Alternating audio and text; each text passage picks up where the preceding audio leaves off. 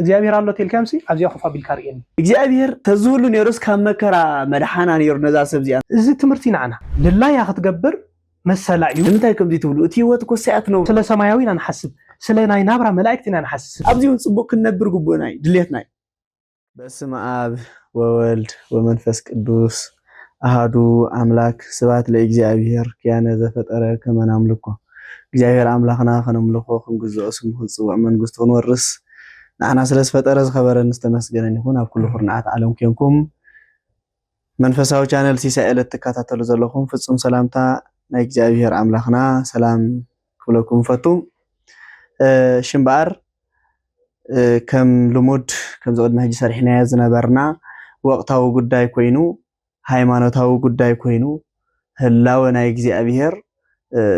أبقدست بيت كريستيان كم يمثل لنا مس ممهرنا مس ممهر إلياس إذنالكم قريبنا لنا أو خلوخذ مالختهم حلال فوزد اللي انتايو إذا حسبات وني حواتنا مالتيو رئيتا يبكم من عنيركم إذا مدب زي نحطون ملسن مدب أيكونن مس ممهرنا مس ممهر إلياس كل جزينا قرب لكم من تايو نبحجون زر الربي مالتي وخانا وقتها ونقر نايبيت كريستيان ناتكم حطون الصوم تحطوا أو كومنت انتراها الليو اختفلت قوة دليو عندها زراربنا نملصو ملسي مالتيو بعد خطوات إركام مدرخ نخيتو لنيه تخاتلتنا اختفلت قوة سلازلكم نمالتي ممري إلياس كما يكنيهم እግዚአብሔር መስገን እንኳን ሰላም መጻኹም ከም ዝፍለጥ በቀዳማይ መሰሪሕና ሉኒርና አይና ወቅታዊ ጉዳይ ኮይኑ ዝቀነ ካብ ሓውና ግርማይ አንዶም ማለት ስነ ጥበኛ ግርማይ አንዶም በቀዳማይ ስለ ሃይማኖት ሰሪሕ ነይሩ ማለት እዩ ንሕናውን ጉቡና መሊስና ነርና ሕጂ ድማ ሃልወት እግዚአብሔር ብዘጠራጥር መልክዕ መልእክቲ ይሕሊፍ ነይሩ ማለት እዩ ኩሉ ግዜ ንሕና ኣብ ሰብ ተቃውሞ ይብልና ቤተክርስቲያን ኣብ ሰብ ተቃውሞ ከም ዘይብላ በቀዳማይ መሊስና ነርና አይና ይብልና ነገር ግን ስለ ቤተ እግዚአብሔር ወይ ድማ ሃልወት እግዚአብሔር ህጋሃስን ከሎ መልስ ክንህብ ጉቡና እዩ ምክንያቱ استعززناو نسيو حلفنا تستوهبناو نسي ስለ ሃይማኖት ስለ ሃልወት እግዚአብሔር ናይ ቤተ ክርስቲያን ወይ ቅዱሳት ናይ ቤተ ክርስቲያን አገልግሎት ጉቡእ መልስ ሆነቦ ነተኸታተልትና ድማ ጉቡእ ፍልጠት ንኸነቅስም ጉቡእና ስለ ዝኾነ ማለት እዩ ስለዚ ክትረድኡልና ንደሊ እንታይ እዩ ኣብ ሰብ ተቃውሞ ይብልና ንሕና ጥራይ ዘይኮይና ቤተ ክርስቲያን ማለት እዩ ቤተ ክርስቲያን ግን ኩሉ ግዜ ነዚ መጻሕፍቶ እንዳመለሰት እያ ትነብር ማለት እዩ ነዚ መምሃራና እንዳምፃና نزقات أما نجار سهم نقطة فلت وزجب أكو الملس زي مالتي الذي الملس زي نوع ترى زي كونه نتمول حزبنا مالتي من الباش نسي تزاري بنبر موتهم زي تزاربون كم عينت حسابات زلهم سبات سلا زلوين قالوا مالتي الذي أنت إنيرو نأخنا أتو حنتو قال نستيتي بزي جبرتو إد ما بنصير تقول نستيتي من بدل زي بلا قال نستيتي له بدك تبعتي تأمت أمه እግዚአብሔር ሳበይ ነሩ ኢሊ ዘሐተ ማለት ነው ሓውናና አክሊሉ ሓተ እንከሎ እቲ እግዚአብሔር አሎ እግዚአብሔር ሓላዊና እዩ እግዚአብሔር ጓሳይና እዩ ብሎ አምላኽ አበይ ነሩ ዘነዛ ጓልሲ ስለምታይ ዘይሕልዋ ይብለ ማለት እስከ በዚ ንጀምር ብዙሕ ሆነ አለ በስመ አብ ወወልድ ወመንፈስ ቅዱስ አሐዱ አምላክ ራይምባር ክቡር መምህር እንባቆም كمي ويلكا እግዚአብሔር መስገን ናብዚ ቻነል ሲሳይለት ስለዛደም ከኒ በጣም የዘመስገን ክብራት ተታተተና በቀዳማይ አልዕልና የነርና አይና ዘርእስት እዚ ናቱ መቀጸልታይ ምክንያቱ ተሰብ ይቅጽል ዘሎ ንሕና ክንቅጽል ኣለና ማለት እዩ እዚ ንክበረ ለና መልሲ ናይ ቤተ ክርስቲያንና መልሲ ናይ ውልቀና መልሲ አይኮነን ስለዚ ንሕና ንዕኡ ተቃውሞ ይብልና አብድላይ ይኸምን መሰል ይንዕኡ ግን እቲ ዘመሓላለፎ ደሎ ሓደገኛ ስለ ዝኾነ ንምእመናን እውን ኣዝዩ ኣብ ሓደጋ ከብፅሕ ስለ ዝኽእል ሃይማኖት እውን ከኽሕድ ስለ ዝኽእል ንሕና ናይ ቅድስት ቤተክርስቲያንና መልሳ እንታይ ምዃኑ ሃልወት እግዚአብሔር ከመይ ምዃኑ እንታይ ምዃኑ መልሲ ክትህብ ስለ ዘለዋ ጉቡእና ስለ ዝኾነ ኢና እምበር ንዕኡ ከም ሰብ ወላ ሓንቲ ኣይንፀሎ ኣይንብሎ ነኽብሮ ስለዚ መልሲ ንህበሉ ዘለና ነትናቱ ቃል እዩ ንሱ ትዝበሎ እንታይ ኢሉ ሓንቲ ንጽህቲ ሰብስኒ እግዚአብሔር አይሪአ እንዲ ክትዕመጽ ኮላ ኢሉ እግዚአብሔር ሙሉእ በኩሉ ሄይና ንብል ኣብ ኩሉ ሙሉእ ኣሎ እግዚአብሔር አምላክ ንሓንቲ ደቂቕ እኳ ትኹን ካባና ተፈሊ ይፈልጥን እግዚአብሔር አምላክ ማለት እዩ ስለዚ ንምንታይ ፈተና ምጽኡ እንድሕሪልና ሕጂ ዋናት ነገር እንታይ ፈተና እዩ ፈተና ሓንቲ ሰብ ክትፈተን ኮላሲ ፈተና ማለት እዩ ዘጋጥማ ዘሎ ፈተና ይዘጋጥማ ዘሎ ሽግር ይዘጋጥማ ዘሎ መከራ ይዘጋጥማ ዘሎ ማለት እዩ እዚ ንምንታይ እግዚአብሔር ድምጽ ታይልና ክልተ ነገራት ኢና ክንርኢ ማለት እዩ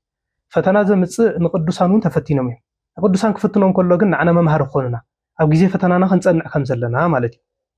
ያዕቆብ ከም ዝበሎ ኣብ ግዜ ፈተና ክትፍትኑ ከለኹም ፈተና ዝተዓገሰ ሰብ እንታይ ኢልና ብጽዩዕ ውት ሰብ ይብለና ስለዚ እዚ ስለዝኾነ ፈተና እግዚአብሔር ኮነ ኢሉ ኣይኮነን አምጽይዎ ወይ ንዓና ስለ ጸላእና ኣይኮነን አምጽይዎ እንታይ ዳ እንተራኢልና ንቅዱሳን ዘምጽኦ እሕና ካብ ቅዱሳን ንምሃሮ ነገር ስለ ዘለና ኣብ ሽግር ክገጥምና ከሎ ክንጸንዕ ከም ዘለና ይዘ ነገርና ሓደ እቲ ካልኣይ ፈተና ንብሎ ከኣኒ ካብ እግዚአብሔር ንዝወፁ ሰባት ንእግዚአብሔር ዘቆጥዑ ሰባት ከዓ እግዚአብሔር አምላክ እንታይ የምጻሎ መቅዘፍቲ የምጻሎም ማለት እዩ እዚ መጽሐፍ ቅዱስ ተጻሒፍልና ኣሎ ሁሉ ትክክል ንእግዚአብሔር ዝበደሉ መቅዘፍቲ ከም ዘምጻሎ ንእግዚአብሔር ዘስመሩ ከኣኒ ፈተና አምጽሎም በት ፈተና ከኣኒ ጸኒዖም ከም ዝሓለፉ አል አብርሃም በዓል ኢዮብ እንድሕርኢናዮ ሁሉ ምዕራፍ 1 ኢዮብ እንድሕርኢናዮ ምዕራፍ 23 ኢዮብ ተርኢናዮ ምዕራፍ 2 ተርኢናዮ ዘፍጥረቱን ከም እንድሕርኢያ ብዛዕባ ናይ አብርሃም ብዛዕባ ናይ ኢዮብ ስለዚ ኢዮብ እንታይ ዝብሎ ብመጀመርያ ንእግዚአብሔር ዝፈርሕ ቅዱስ ቅኑዕ ሰብ ይዝብሎ ስለምንታይ ዳ ፈተና አምጽሉ ተራይልና ካብ ኢዮብ ብዙሕ ኢና ንምሃር ማለት ትክክል ስለዚ ኣብዚ እግዚአብሔር የለ እንዲዳ እንድሕርኢልና መጨረሻ ኮ እግዚአብሔር ያድሕንዎ እዚ እግዚአብሔር ይድሕንዎ ስለዚ ኩሉ ግዜ ናብ ሕማቅ ነገር ንከንከይድ ግን ዲያብሎስ ታይ ዝገብረና ወንጎንና ኣይዝኸይ ስለዚ ኣብዚ ግን ዛጓልን ሰይት ንብል ኣለና ሓደ ስድራቤት ናይ ስድራቤት እጃሙን ኣሎ ምክንያቱ እንታይ ኢና ንብል ስድራቤት ስለ ደቆም ክጽልዩ ኣለዎ ናብ ፈተና ንከይተኣትውስ እንታይ ተጊሁም ጽልዩ ዝላልዩ ስለዚ ስለ ደቅናኮ ንእግዚአብሔር አምላክ ካብ ገዛ ክወጽ ከለዉ ሕማቅ ንከይረኽቦም ኮን ደቅና ጸሊና ኢና ክነፋኑ ዝግባአና ሓደ ሰብውን እኩሉ ሰብ እንድሕር ኮይኑ ፈተና ንከይገጥሙ እንታይ ክገብር ዘሎ ክጽልይ ዘለዎ ስቕኢሉ እንድሕር ድኸይደ ድሕር ኮይኑ ግን ፈተና ምስ መጽሽዑ እግዚአብሔር ከማረር የብሉን ማለት እዩ ስለዚ እዛ ሰብ እዚኣ ልክዕ ሰብ ስለ ዝኾነት ፈተና መጻይ ግድን እዩ ያዕቆብ እንታይ ምዕራፍ 1 ፍቅዲ 13 ዘሎ ፈተና እንድሕር መጽይኩም ስኒ ንእግዚአብሔር ኣይተማርርዎ ስለምንታይ እግዚአብሔር አምላክ ፈቲንን ሳይትወሉ ይብለና ስለዚ እግዚአብሔር ስለዚ የለ ይኮነት እንዛ ሰብ እዚኣ ተፈቲና እንታይ ዳ ሰብ ስለ ዝኾነት ግዴታ እዩ ተፈጥራዊ ፈተና ኣሎ ግዴታ ስለንፈተን ማለት ኣይተርፍኒ ዘይተርፍ ፈተና ዘይተርፍ ነገር ኣሎ ስለዚ ሓንቲ ሓሳብ ነራ ሓደ ቅዱስ አቦ ዝበቀ አቦሲ እንታይ ኢሉ ፈተና እንተ ዘይሃልዩ ኣብ ህይወትኩም በርቲዕኩም ጸልዩ ይብል ስለምንታይ ኢሉስ ፈተና ዘይትፈተኑ እንተ ደኣ ኮይንኩም ጸላእ ሰናያት ንዕቆኩም ማለት እዩ ታዛት ገርኩም ስለዚ ንመን ይዝፍትኖሲ ንክርስቶስ ንምምሳል ዝጽዕር ዘሎ ሰብ ፈተና ከም ዝጸንዐ ክነግር ኢሉ ስለዚ ቅዱሳንስ ተፈቲኖም እዮም ጸላእ ሰናያት ዘይፈቲንካስ ምን ትኽፍትነካ ንዕቅኒ ኢልካ ጸልይ ይብል ማለት እዩ ወርቂ ብሓዊ ይፍተን ምስ ተፈተነ ወርቁ ምዃኑ ይፍለጥ ክርስቲያን ካ ፈተና ተሓሊፉ ሓቀኛ ክርስቲያን ዝበሃል ማለት እዩ ፈተና እንድሕር ዘይ ሓሊፉ ግን ክርስቲያን ክርስትና ማለት ናይ ፈተና ማለት እዩ ስለዚ ብሽግር ሓሊፍካ ረሃዋ ሓደ ሰብ ሽግር ሓሊፉ ዝርህዎ ሽግር ከይሓለፈ ግን ኣይርህውን ስለዚ ፈተና ግድን ኣለና ማለት እዩ ስለዚ ኣብ ግዜ ንሕና ክንጓዓዞ ከን እግዚአብሔር ክንዝክር ዲና ኣብ ዘዳግም ምዕራፍ 6 ፍቅዲ 6 ዘሎሲ እግዚአብሔር አምላክ ንእስራኤል እንታይ ኢልዎ ኣስተውዕል ኢልዎ ፍለጥ ኣስተውዕል ንደቅኻ ከኣኒ እግዚአብሔር ክስዑ ከም ዘይብሎም ክድቅሱ ከለዉ ክጓዓዙ ከለዉ ኣብ ደኾነ ህይወቶም እዚ እግዚአብሔር ክስዑ ከም ዘይብሉስ መሃሮም እዩ ስለዚ ናይ ስድራ ቤት እጃም ከይድልየና እዩ በር እግዚአብሔር ስለዘየለ ይኮን እንዛ ሰብ እዚኣ ተዓሚፃ ዘላ እግዚአብሔር ኮሎ እግዚአብሔር ኮ መጨረሻ ላይ ተዓሚፃ ዘላ ሰብ እዚኣ መይታ ዲ ኣለኮ ኣለዋ ስለዚ ግድን ስለምታይ እግዚአብሔር ስለዘየለ ተዓሚፃ ክንብል ኣይንኽእልና ፈተና ግድነት ኣለና ቅዱሳን ከዳሞ እግዚአብሔር ስለዘየለ እግዚአብሔር ዘስምሩ ሰባሲ ፈተና መጽዮም ስለምንታይ ዳ ፈተና መጽዮም እግዚአብሔር ስለዚ ሓደ ወዲዳ ፈተና መጽዮም ወይ ከእግዚአብሔር ስለዘየለ ዲ ፈተና መጽዮም ኣይኮነን እግዚአብሔር ኮ ክፍተን ከለዉ ኮ ይርኢ ነይሩ ግን ትምህርቲ ስለዘለዎ ሓደ ኣብዚ ዲያብሎስ ማዕረኽ እንደይ ንእግዚአብሔር አምላክ ካብ እግዚአብሔር ይሕቆም ዘሎ ንዲያብሎስ ዝመስሉ ሰባት ክንደይ ፈተና ከም ዘጽርጽሩ ሓደ ሰብ ኮ እግዚአብሔር ተበዲሎ ሳንታ አምላክ እንታይ ገይረካ ከም ዝተገብረንዎ አምላክ ዳ ታገይሮ ስራሕ ይሰርሕ ሓደ ሰብ ኣብ ስራሕ ይኸስር ወይ ሓደ ሰብ ይመሃር ኣብ ትምህርቲ ፈተና ሕማቅ ፈተና ይምጽ ወይ ኣብ ጉዕዞ ህይወቱ ዝኾነ ሽግራት ይጋጥሞ አንተ አምላክ ታገይርካኒ ይኸሉ አምላክ ዳ ታገይሮ ፈጢርዎ ስለዚ እግዚአብሔር አምላክ ፈጢርና በተናቱ ትእዛዝ ክንከይድ ካነ ትእዛዛት ካኒ ሂብና ይበዝ ኺዱ ይልና ስለዚ እግዚአብሔር የለን ዝብል ምምኽንያት አምጽኻ ካብ እግዚአብሔር ንርመርሓቅ ምስ እግዚአብሔር ምድርዳር ማለት እዩ እዚ ምክርኻር ይባሃል ተባሂሉ ይጽዋዕ ስለዚህ እግዚአብሔር የለን ክንብላ ንኽእልና ፈተናኻ ወዲ ሰብ ኮይኑ ፈተናኻ ግድነት ኢና ንፍተን ማለት እዩ ስለዚህ ዛጓልዚያ ስለዚህ ተፈተነት እግዚአብሔር እንታይ ድብል ዳዊት ነቶም እግዚአብሔር ዝፈርሑ ሰባስ መላእክት እግዚአብሔር እንታይ ኣብዙሪኦም በቃ ፍርሃት አምላክ ተይልና እግዚአብሔር አሎ ምሳና ካብ ዝኾነ ካብ ሓውን ከውፃና ይኽእል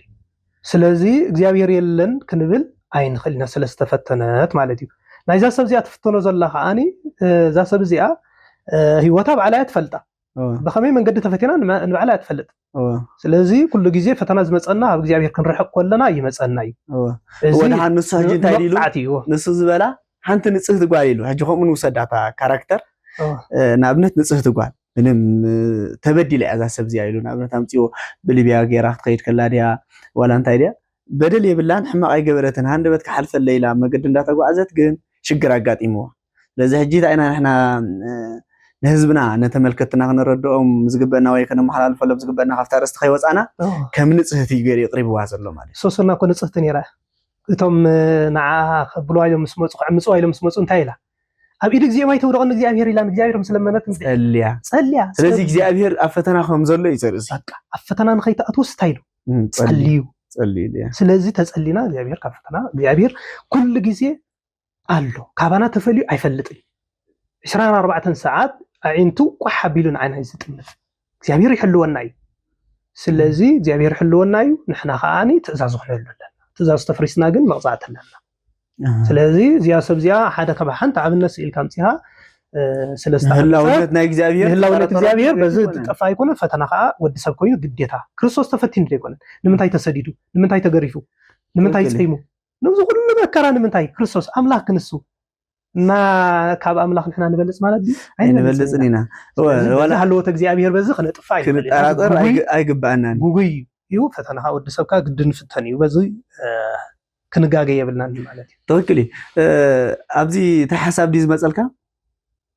ደቂ ሰባት ንሕና እንተዳ ተፈቲና ወይ ድማ ሓንቲ እዛ ጓል ኣንስተይቲ እዚኣ ስለዝተዓመፀት ዓመፅ ስለዘጋጠማ እግዚአብሔር ስለምንታይ ዘይሕልዋ እንዲያታ ቃል ብሓፈሽኡ እግዚአብሔር ንፈተና ይሕሊፉ ዝህበና ናትና ተብዓት ናትና ክርስትና ንኽፍለጥ ንኽረጋገጽ ተወክል ብፈተና ዝሓልፍ ከም ትክትብሎ ፀናኹም ወርቅነቱ ዝፍለጥ ኣበይ ኣብ ሓዊ ዝፍተኒ ሰማይታ ቅዱስ ያሬድም ንሰማይታት ከምዚ ገይሩ ዝገልጾም ማለት እዩ ከም ወርቅ ተፈቲኖም ይብል ንሃይማኖቶም ኢሎምስ ከም ወርቅ ተፈቲኖም ትክክለኛ ሃይማኖት ከም ዘለዎም ናቶም ሓይሊ ንኽፍለጥ ወርቂ ኣብ ሓዊ ከም ዝፍተን ንሳቶም ድማ ብሴፍ ሓለፉ ተፈተኑ እንዳበለ የምጾም ማለት ስለዚ እዛ ሰብ እዚኣ ከምዚ ኣጋጢምዋ ዘሎ ሓደ ናታ ጽንዓት ንኽረጋገጽ ማዕረኽ እንድያ ኣብ እግዚአብሔር እምነት ዘለዋ ከም ዝበልኩም ኸ ሓንቲ ጓል ኣንስተይቲ ከምኡ ከጋጥማ ከሎ ካብ ቅድስት ድንግል ማርያም ትበልጽ ጓል ኣንስተይቲ የብልናን ሓቀና ቅድስት ድንግል ማርያም እዚ ጓል 3 ዓመት ኮይና በቤት መቅደስ ካብ ባንካ ወዲያ እንተፈልያ ብንእሽተያ ከም ዝሞቱ ገለ ይነግረና ታሪክ እንደገና ህፃን ኮይና መገዲ ዘይትፈልጥ ተዓፅያ ቤት መቅደስ ዝዓበየት መገዲ ከተምርሕ ከላ መገዲ ዝፈልጦ ሰብ ስኳ በየኔ ዋጽ ፈልጢ ብዙሕ መከራታት ገጢምዋ እዩ ማለት እዩ ንግብጽ ክስደት ስለዚ እግዚአብሔር ተዝሁሉ ነይሩስ ካብ መከራ መድሓና ነይሩ ነዛ ሰብ እዚኣ እንተራኢልና ንድንግል ማርያም ነዲ እምበር ተኾኒ ዘይድሕና ነዲ ሲ ዝሁሉ መከራ ትረክብ ኮላስ ነዲ ዘይድሕን ኣምላኽ አለ ድዩ ውላድ አለ ድዩ ተይላሲ ኢየሱስ ክርስቶስ እኮ ኣብ ዝባና ሒዛታ ነይራ መን ሒዛት ኸይድ ነይራ ክርስቶስ ያው እኮ ሒዛ ነይራ ሒዛት ኸይድ ነይራ ሓቀይ ናይ ዓለም ኩሉ መድሓኒ ፈጣሪ ዓለም ገዛ ዓለም እና ስለዚ ክርስቶስ ሒዛ እናኸደት ኮላ ዳ መከራ ይግባእ ዲዳ ኣይግባእኒ ታይዳ እዚ ትምህርቲ ንዓና ብመከራ ሓሊፋ ድንግል ማርያም ጸኒዓ ኸይዳ ንሕና እውን ብመከራ ሓሊፍና ክንጸንዕ ከም ዘለና ኣምላኽና ክንርስዕ ከም ዘይብልና ኣምላኽ የለን ክንብል እዚ ኣእምሮኦም ደስሓቱ ሰባት ግን ታዮም ዝብሉ በቃ ኣርየን ንኸኣምን ክርስቶስ ኣብዚያ እግዚአብሔር ኣሎ ተልካምሲ ኣብዚያ ኸፋ ቢልካ ኣርየን እዮም ከምዚ ዓይነት ከምዚ ኸ የለን እግዚአብሔር እኮ ብቕዓ ዘለዎ ሰብ ይኽርዮ ዝኽእል ወንጌል ዮሐንስም ከም ኢልዎ ኣለኮ ለእግዚአብሔር ሰኣል ወዘርእየ ጉሙራ ኢሉ ንእግዚአብሔር ሲ ፈጺሙ ዝረአየ ሰብ የለን እዩ ዝረአየ የለን ኢሉ ማለት እዩ እንደገና ኸዓ ንጽህና ግን የድል ምዃኑ እግዚአብሔር ቃ ንኽትርኢኻ ናይ ዓይንና ንሪኦ ዘለና ዓይኒ ዘይኮነስ ናይ ንጽህና ዓይኒ ኢሉ ኣብ አንቀጽ ወንጌል ማቴዎስ ምዕራፍ 5 ብፁዓን እሙንቱ ንጹሓነ ልብ እስመ እሙንቱ ይርእይዎ ለእግዚአብሔር ንጽህና ልቢ ዘለዎም ንእግዚአብሔር ይርእይዎ እዮም ንሳቶም ብፁዓት እዮም ይብል ማለት እዩ። ሓደ ሊቅ ነይሩ ዓይነ ስውር ማለት እዩ። ዓይነ ስውር ብጣዕሚ ሊቅ እዩ። ሓቲቶሞ እግዚአብሔር ኣሎ ድዩ የለኒ በቃ ንሕና ካበይ ናበይ ኢና ወላ ሓንቲ በቃ ብዛ ዓለም ክትነብር ዘለካ እምበር እግዚአብሔር ግዴታ ኣሎ ድዩ የለናስ ንመራመር እውን ክንኣምን ክንቅበል ሳይንኽእል ኢና ኢሎሞ በሉ ምሸት ሙፅ ኢልዎ እግዚአብሔር ከም ዘሎ ምሸት ከሪአኩም ኢልዎ ብድሕሪኡ ምሸት ምስ ኮነ መፅዮ ምስ መሰየ ንዕና ሒዝኩም ንውፁ መፍቲ ከሪአኩም እግዚአብሔር ኣሎ ኢልዎ ማለት እዩ። ሒዞሞ ወፅዮም ሒዞሞ ምስ ወፁ ኣብ ሰማያት እንታይ ትሪኡ ኣለኹም ከዋኽብቲ ወርሒ ኣሎ ኣብ ሰማያት ዳ ፅቡቅ ኣሎ ሰማያት ኣርእዩ ንበሉ ንዓይ ከላይ ትሪእዎ ዘለኹም ሰማያት ኢልዎ ከመይ ገይሮም የርእይዎ ዓይነ ስውር ከመይ ገይሮም የርእይዎ። ስለዚ ንሕና ከዓ ብሓጢኣት ስለዝዓወርና ንእግዚአብሔር ከይንርኢ ህለውነት እግዚአብሔር ክንጠራጠር ኣለና ኣነ ክጠራጠር እየ ማለት እዩ ኢልዎ። ስለዘይረኣኽዎ ኣነ ነቲ ከዋኽብቲ ነቲ ወርሒ ኣብ ሰማይ ዘሎ ስለዘይረኣኽዎ የለን ብሓቂ ያሎ ድዩ የለን ኢለ ክጠራጠር እየ ማለት ኢሎም ስለ ኣሎ እምበር ታውን ከዓ ክትጠራጠር ስለዘይረኣኻዮስ ክትጠራጠር ኢሎም መስም ስለዘይረኣኹሞ ከዓ እግዚአብሔር ከመይ ጌርኩም ትጠራጠር ትኽክል። ስለዚ ንእግዚአብሔር ንኸይንርኢ ብርግፅ ሓጢኣት ከዊልና ኣሎ ከልኪልና ኣሎ ሓጢኣት ከልኪልና ኣሎ ኩሉ ግዜ ግን እንታይ ላይና ንገብር ዳ ተዳ ኮይኑ ንኽንሪኦ ከም ልቢ ኣምላክ ዳዊት ማእዚ ርኢ ገጾ ለኣምላኬ ናይ ኣምላኸይ ገጽ ማዓሴ ክርኢ ክልብል ልድያ ከም ዝኸፈትካዮ ልበይ ክፈተና ተባሃለ 10 ግዜ ዝዝመር መዝሙር ጸሎት እዩ ዝጽለ ጸሎት እዩ ኣብ ቤተ ክርስቲያንና ዝሕደር እዩ ኣብ ቤተ ክርስቲያንና ዝሙሉእ ለይቲ ማህርያ ዝሕደር ኣብ ቤተ ክርስቲያንና ቅዳሴ ዝቅደስ ኣብ ቤተ ክርስቲያንና ወንጌል ዝስበኽ ንሕና ንእግዚአብሔር መሲልና ገጽ እግዚአብሔር ንኽንርኢ እዩ። ሕጂ ዘይረኣናዮ ከዓ ንምንታይ እንተዳ ተባሂሉ እግዚአብሔር ዘየለ ስለ ዝኾነ ዘይኮነስ ሓጢኣት ስለ ዝጋረደና ሓፈሻዊ ስለዚ እግዚአብሔር ንሕና ደቂ ሰባት ብመከራ ክንሓልፍ ከለና ንሱ ዘየለ ስለ ዘይኮነሲ ህላውነት ናቱ ክንጠራጠር ዘይኮነ ዘለና ከምታ ዝበልኩም ማዓንተ ወይስ ነዲኡ ብመከራ ትሕለፍ ዝብል ውላድ የለን ነዲኡን ኒሄሮድስ ምቀተሎ ነይሩ ከሎ ኣብ ኢዱ ኩሉ ንሱ ንባዕሉ እውን ንመከራ እንዳሓለፈ ከሎ ካብኡ ንበልፅ ዲና ካብ ቅዱሳን ንበልፅ ዲና እዛ ሰብ እዚኣ ካብ ቅድስቲ ድንግል ማርያም ትበልፅ ኣይትበልፅን እያ ነገር ግን በቲ መከራ ዘጋጥማ ዘሎ ወይ ድማ እዛ ሰብ እዚኣ ተዓሚፃ ዘላ ብኡ ትረኽቦ በረኸትስ ንምንታይ ዘየር መንነትካ ዝፍልጠሉ ስለዚ በዚ ተኸታተልቲ ህልወት እግዚአብሔር ንዓ ስለዝዓመፃ እግዚአብሔር ኣምላኽ ከዓኒ ኣብታ ግዜ ኣብታ ህሞት እቲኣ ኣይነበረን ኣየድሓናን ኢልና ሃልወት እግዚአብሔር ኣይነ ድምስሶን ኢና እግዚአብሔር ኩሉ ግዜ ኣሎ ስለዘሎ ኢና ኮነ ነብር ዘለና ስለዘሎ ንድቅስ ስለዘሎ ንትስእ ብናቱ ሓይሊ ንድቅስ ብናቱ ሓይሊ ከዓ ንትንስእ ብናቱ ሓይሊ ንንቀሳቀስ ብናቱ ሓይሊ ንበልዕ ንሰቲ ዓይንትና ይጥምት እዝናና ይሰምዕ ህዋሳትና ኩሉ ይሰርሕ ብምንታይ ብናቱ ሓይሊ እግዚአብሔር የለ እንታይ ኢልና እኮ ህይወትና ተቋሪፅ ኣሎ ሃልወት እግዚአብሔር ሕጂ ቅድስቲ ቤተክርስቲያን ኣብ ናይ ቅድስቲ ቤተክርስቲያን ኣስተምህሮ እግዚአብሔር ከም ዘሎ ብምንታይ ኢና ነረጋግፅ ዝብሉ ሰባት እውን ኣለዉ ብፍጡራት እግዚአብሔር ዝግለፀሉ ሃዋርያ ጳውሎስን ኢልዎ ኣሎ ኣብ ሮሜ ምዕራፍ 1 ፍቅዲ 20 እግዚአብሔር ነገር ግን እግዚአብሔር በፍጡራቱ እንዳተገለጸ ነበር ነበረ ቅድሚ ናብዚ ምምጽኡ ቅድሚ ካብ ቅድስት ድንግል ማርያም ምውላዱ በአፍ ነቢያት በቃል እንዳሃበ ማለት እዩ ከምኡውን ቅድሚ ነቢያት እውን ኣብ ሕጊ ልቦናውን ብስነ ፍጥረት ይግለጽ ከም ዝነበረ መጀመርያ እግዚአብሔር ሰማይ ምድርን ክፈጥር ከሎ ጀሚሩ ናቱ ኩሉ ፍጥረት ንእግዚአብሔር ከም ዝሰብኽ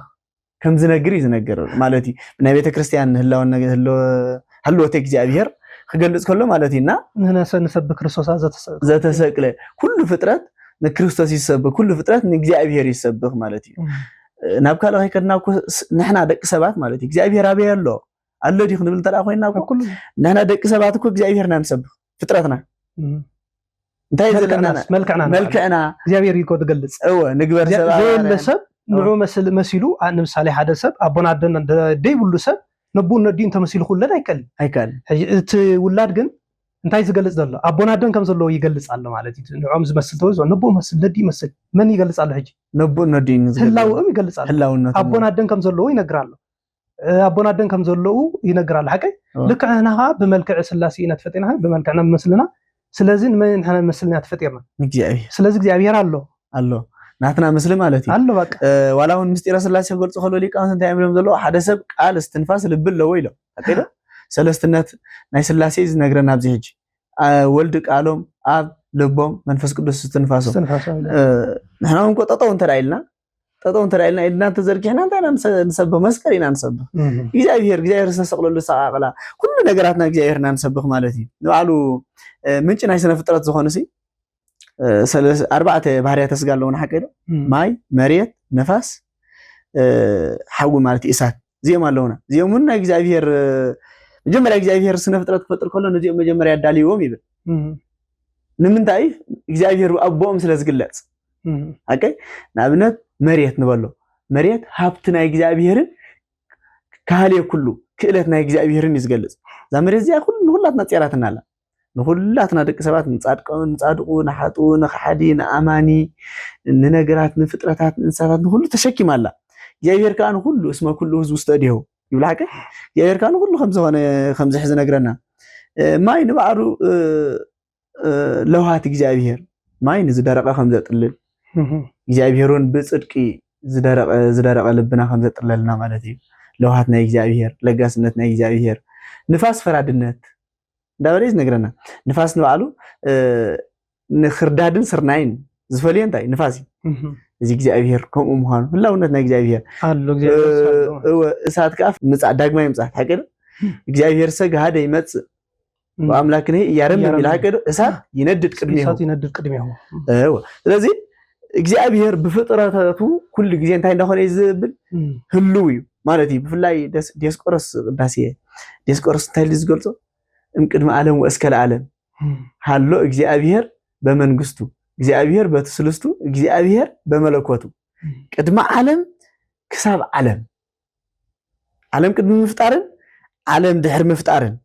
كسب زل عالم يحلف زنبر الفان يوم ما قاند بولو من شو ما لك قدامين دحراوي زنبر لازم بمنغستن بسلستنتن بملكوتن بملكوتن كل غزي انتاي هلوي ስለዚህ ህልውና እግዚአብሔር ክንፈልጥ እንተዳው ኮይና በሕጽር ዝበለሲ ናፍጥራት እንከይዳለና ማለት እዩ ፍጡራት ይትግለጽ ፍጡራት እንተዳ ሃልዮም ፈጣርኩም ዘሎ ርዲ ተማሃሮ እንተዳ ሃልዮም መምህር ከም ዘሎ ርዲ እሺ ማለት እኮ ሕርሻ እንተዳ ሓረሰት እንተዳ ሃልዮም ሕርሻኩም ዘለኻ ርዲ ስለዚህ ፍጡራት ንሕና ምህላውና እግዚአብሔር ከም ዘሎ ማለት እዩ እዚ እግዚአብሔር ህልው እዩ በመከራ ስለዘጋጠመና ግን እግዚአብሔር ሓዲግና ዲገዲፍና ዲ ክንብል ይብልናል ማለት እዩ አው ኸለና እስኪ መምህር ኤልያስ ቤተ ክርስቲያን ሲ ንምንታይ ተዓሚፀን ዝጠነሳሰባት ኣይትስደዶ ትብል ምክንያቱ ናይ ሓውና ሕተን እስቲ ነይሩ ንምንታይ ከምዚ ትብሉ እቲ ህይወት እኮ ሰዓት ነብሮ እዩ ዝብል እቲ ህይወት ንሰዓት ነብሮ ወይ ቤተ ክርስቲያን ወፃይታት ገራ ኣይትሽፍነላን እያ ውላዳይ ተዕብየላን እያ ግን ቤተ ክርስቲያን ወይ ድማ መርሓታ ሃይማኖት ንምንታይ ሓንቲ ጓል ኣንስተይቲ እንተዳኣ ተዓሚፃሲ ክትወልዶ ኣለዋስ ንምንታይ ትብሉ ትብል እዚ እስከ በዚ ንሪኦ ዝግበአና ክትወልዶ ኣለዋ ንብሎ ቀዳማይ ጉዳይ ሰብ ስለ ዝኾነ ምክንያቱ ሰብ ስለ ዝኾነ ሰብ ንሰብ ክቅትልካ የብሉ እግዚአብሔር አምላክ ያው እንኳን ንክንነብር ኣብ ገነት ንአዳም ሔዋን ፈጢሮም ሓቀ ስለዚ ሰብ ክቡር ሰብ ሰን ዘክብሩ እቱ ያይመረ ወኮነ ከም እንስሳ ኢሉ ሰብ ክቡር ምዃኑ ስለዘይፈለጠ እንታይ ኮይኑ ኢሉ ከም እንስሳ ኮይኑ ኢሉ ስለዚ እዚ ማለት እንታይ እንተራኢልና ሰብ በአምሳል ስላሴ ከም ተፈጠረ ረሲዑ ህያው ምዃኑ ረሲዑ እግዚአብሔር ህያው ዝገብር እግዚአብሔር ዝቀትል ምዃኑ ረሲዑ ካበይ ከም መምጽኡ ረሲዑ እንታይ ይገብር ሰባት ይቀትል ሰባት ይሳድድ ሰባት ሕማቅ ነገር ይገብር በኃይሉ ይምካሕ በሀብቱ ይምካሕ እግዚአብሔር ረሲዑ ዝሰብዚ ስለዚ እዚ እግዚአብሔር ረሲዑ በሀብቱ በጉልበቱ ዝምካሕ እንድሕር ኮይኑ እግዚአብሔር በቃ ስለ ከብዱ ጥራይ ዝሓስብ ተሆኒ እንስሳ ጥራይ ስለ ከብዱ ዝሓስብ እንስሳ እኮ ሓቲትካ መን ፈጢርካ ልካዮ እኮ አይፈልጥኝ ወላ ሓንቲ ይብሉ ሰብ ከዓኒ መን ከም ዝፈጠሮ ረሲዑ እታ ነብስ ናቱ ከዓኒ ነቲ ዝቀትሎ ዘሎ ሰብ ናቱ ሰብ ልክዕ ከምኡ ምዃኑ ረሲዑ እግዚአብሔር ከም ዝፈጠሮ ረሲዑ ሰብ በአምሳል ስላሴ ከም ተፈጥረ ረሲዑ ካብ እግዚኣብሔር ክርሕቕ ከሎ እንስሳ ተመሲሉ ዝበሃል በዚ ስለዚ ኣብዚ እንታይ ኢና ክንብል እዛ ሰብ እዚኣ ከተስድዶ ኣለዋ ዶ የብላን ሰብ ትቐትል ኣላ ማለት እዩ ነዚ ኩሉ ሕማቕ ነገር ምግባር ጀመሮ መን እንተራይና ዲያብሎስ እዩ ሰይጣን ንስ ደቂ ሰባት ዝመሃሮም ሰብ ምቕታል ዝመሃረ ንስ እዩ ጥንሲ ምስዳድ ዝመሃረ ንስ እዩ ንሰብ ከነሳድድ ከም ዘለና ዝመሃረ ንስ እዩ ሰብ ክንሃርም ከም ዘለና ዝመሃረ ንስ እዩ ኣብ ሄኖክ ምዕራፍ 19 ካብ ፍቕዲ 25 ክሳብ 26 ዘሎ ተረኢና ካዕድያዕ ዝበሃል ዝኩሉ ክፍኣት እዚታት ዝመሃረ ንስ እዩ ሕጂ ጥንሲ ምስዳድ ካበይ ጀሚሩ እንተራኢልና ካብዚ ጀሚሩ ንደቂ ሰባት እዚ ክፍኣት እዚ ምሂርዎም ደቂ ሰባት ከዓ ነዚ ክፍኣት እዚ ተማሂሮም እንታይ ሰብ ምቅትታል ተጀሚሩ ማለት እዩ በዚ እኮ ኣቤል ንሓዊ ዝቆተሎ እኮ በዚ እኮ ክፍኣት እኮ ካብዚ ቃየልና ኣቤል ዝቆተሎ እኮ በዚ ካመይ ተማሂሮ ንሕሪልና ካብ ዲያብሎስ ካብ ሰይጣን ተማሂሮ ሰይጣን ከዓ ሰናይ ነገር የብሉን ምስ እግዚኣብሔር ተማይስና እንታይ ሲኦል ክነኣቱ ጥራይ ይደልየና እግዚኣብሔር ከዓ መንግስተ ሰማያት ክነኣቱ ኢና ስለዚ ጥንሲ ምስዳድ ማለት ሰብ ምቕታል ማለት እዩ እግዚኣብሔር ኣምላኽ 10 ትእዛዛት ሂቦን ሙሴ ካብተን 10 ትእዛዛት እንታይ እትብል ይትቅትል ነፍሰ በቃ ይትቅትል ነፍሰ ሰብ ኣይትቕተል ትብል እያ ስለዚ ሰብ ኣይትቕተል ተኮይና እዛ ሰብ እዚኣ ብዝኾነ ይኹን ትጥነስ ክትቀትሎ መሰል ይብላ ኣብ ልዕሊ ሰብ ክትቀትል መሰል ይብላ ምክንያቱ ኣይትቕተል ይዝብለና ኣሎ ሰብ ዝቐተለኻ እንታይ ካብ እግዚኣብሔር ርሒቁሎ ንምስሊ ስላሴ ይቐትል ኣሎ ማለት እኮ ክቡር ዝበሎ ሰብ እኮ ካብ ኩሉ እንስሳታት ፈልዩ ንወዲ ሰብ ክቡር ገይሩ ፈጢርዎ እኮ ንኻልእ ይኹን እናበለ ንዑ ግን ብግብረ ዳዊት ብላ ሓቀይ ስለዚ ንወዲ ሰብ ክቡር ገይሩ ይፈጢርዎ ህያው ገይሩ ይፈጢርዎ ነቲ ህያው እግዚኣብሔር ኣምላኽ ዝፈጠሮ ሰብ ንሕና ከነሕልፎ ኣይግባአናን እዩ ስለዚ ብቅድስቲ ቤተክርስትያንና ሕጊ ኣይኮነን ፍቁድ ኣይኮነን ማለት እዩ ሓደ ሰብ ብሂወት ካብ 40 መዓልቲ ስንታይ ዝብል ካብ 40 መዓልቲ ተስእሎተ መልክዕ ዝሕዝ ማለት እዩ